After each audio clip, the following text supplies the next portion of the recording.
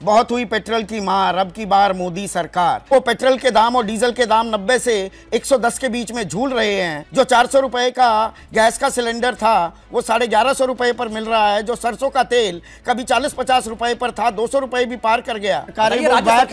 लेती है जी नहीं, एक्साइज आपने लिया, सिर्फ केंद्र सरकार ने जो लिया वो आंकड़ा दिया मैंने। मान्यवर, आप एक गैस पे बहुत गलत बात बोल गए। 450 का सिलेंडर कभी नहीं था। अच्छा, वो सब्सिडाइज सिलेंडर की बात कर रहे हैं जो 2014 में खत्म हो गई सब्सिडी। वो सिलेंडर लेकर जो बैठते थे अब नहीं बैठेंगे। ओपन मार्केट 1150 रुपए का सिलेंडर ठीक है।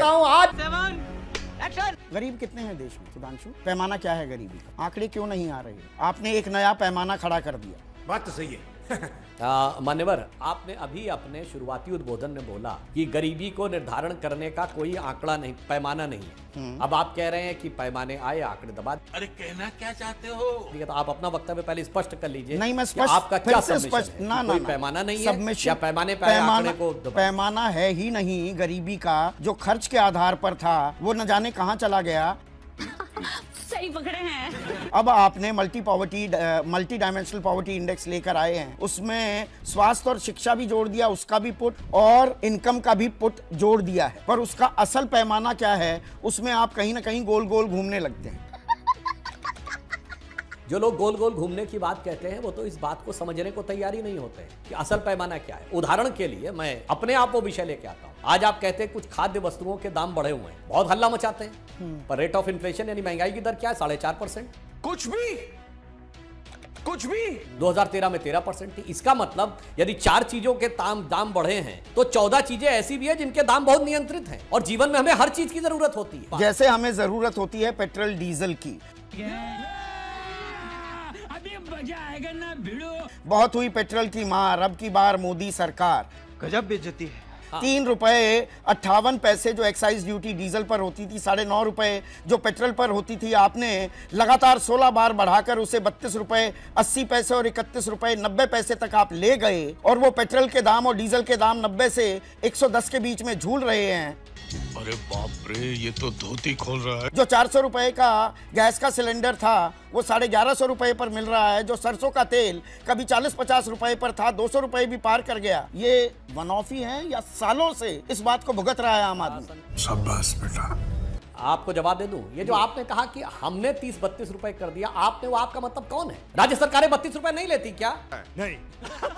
बोलिए, सच सच बोलिए ना। एक्साइज नहीं लेती हैं राज्य सरकारें, वो राज्य बात सरकारें लेती 32 रुपए लेती हैं। हैं जी नहीं, एक्साइज आपने लिया। इस सज्जन को क्या तकलीफ है भाई? सिर्फ केंद्र सरकार ने जो लिया वो आंकड़ा दिया मैंने। दोस्तों, भाजपाइयों से असल मुद्दे पर जब भी सवाल पूछो तो इनकी बत्ती गुल हो जाती है और इधर उधर की बातें करने लग जाते हैं। आपने ये डिबेट भी देखा जिसमें संदीप जी भाजपा प्रवक्ता से गरीबी पर सवाल पूछ गए तो गोल गोल घुमाने लग गया ये प्रवक्ता। और जब संदीप जी महंगाई पर और बहुत हुई पेट्रोल की मार, अब की बार मोदी सरकार पर सवाल पूछा तो इनकी बत्ती गुल हो गई और महंगाई दर बताने लग गया। पर पूरे देश को पता है कि मोदी सरकार में कमर तोड़ महंगाई है, हर चीज का दाम डबल हो चुका है, पर भाजपाइयों को ये सब नहीं दिखता। इसी पर संदीप जी ने इस प्रवक्ता की जमकर फटकार लगाते दिख रहे हैं। मान्यवर, मैं वही कह रहा हूं, इसीलिए किसी राज्य सरकार ने जीएसटी, पेट्रोलियम में जीएसटी को नहीं आने दिया।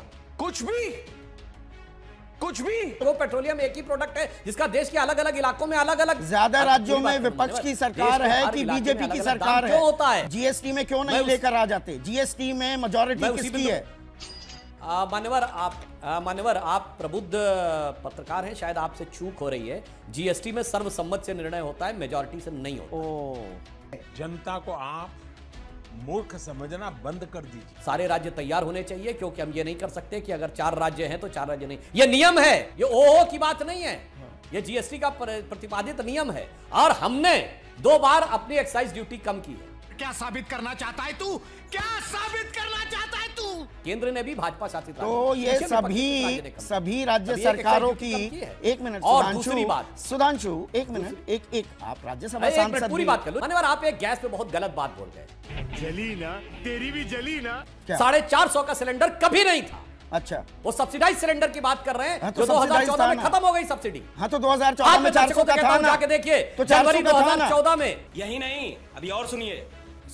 मैं कह रहा हूं अरे भाई, आप बात पूरी होने दीजिए। ओपन मार्केट में 1241 रुपए का सिलेंडर था, 6 सब्सिडी के सिलेंडर मिलते थे, वो 450 आप बोल रहे हैं। वो सिलेंडर लेकर जो बैठते थे अब नहीं बैठेंगे। ओपन मार्केट 1150 रुपए का सिलेंडर ठीक है। कहता हूं आज भी जाके चेक करें, ओपन मार्केट में 1241 रुपए का था जनवरी 2014 में। झूठ है, झूठ है, झूठ है।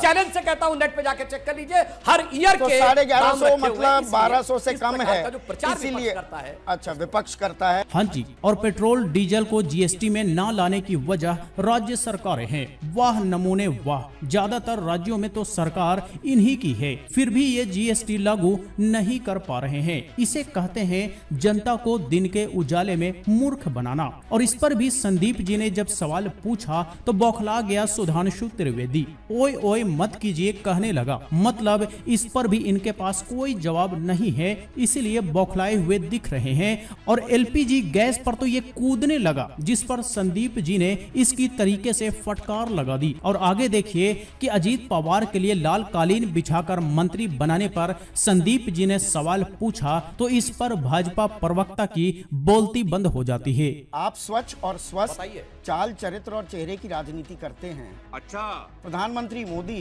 पिछले महीने एनसीपी की टूट से पहले एनसीपी को नेचुरली करप्ट पार्टी बता रहे थे। बात तो सही है। 70,000 करोड़ के घोटाले का आरोप लगा रहे थे। लाल कालीन बिछाकर उप मुख्यमंत्री के पद पर सुशोभित कर दिया अजित पवार को। थोड़ी मर्यादा रखिए। उसके बाद प्रधानमंत्री बाकायदा उनसे दो हाथ मतलब हाथ मिलाते हुए दिखाई दिए। इसके बारे में क्या बोलेंगे? संदीप जी, वैसे विषय गरीबी पे था, बस हवा निकल गई। भ्रष्टाचार नहीं, आप भ्रष्टाचार पर आप आए ना। मजा आया।